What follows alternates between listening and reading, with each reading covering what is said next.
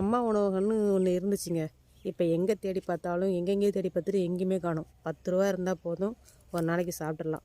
நான் கல்யாணத்துக்கு முன்னாடி வேலைக்கு போகும்போது எனக்கு அந்த அம்மா உணவகன்றது எனக்கு ரொம்ப பயனுள்ளதாக இருந்தது. ஒரு 10 ரூபா இருந்தால் போதும், படம் 3 வேளையும் சாப்பிட்றலாம் அப்படின்னு. சாப்பாடு 5 ரூபா தான் மதியானத்துக்கு. ஒரு இட்லி 1 ரூபா 2 இட்லி.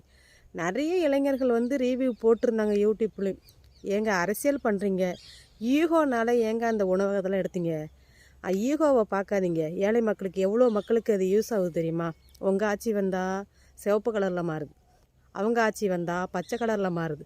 இந்த பஸ்ஸுக்கு மாற்றி மாற்றி பெயிண்ட் அடிக்கிற காசை நீங்கள் மிச்சம் பண்ணிங்கன்னா மக்களுக்கு நிறைய செய்யலாம். உங்கள் ஈகோ காரணமாக அவங்க கொண்டு வந்தது நம்ம ஆட்சியில் இருக்கக்கூடாது, அம்பாச்சி கொண்டு வந்தது அவங்க ஆட்சியில் கூடாது, மாற்றி மாற்றி அரசியல் பண்ணுறீங்க. ஈகோவெல்லாம் விட்டு தொலைச்சிட்டு கொஞ்சம் நேரமே அரசியல் பண்ணுங்கள்.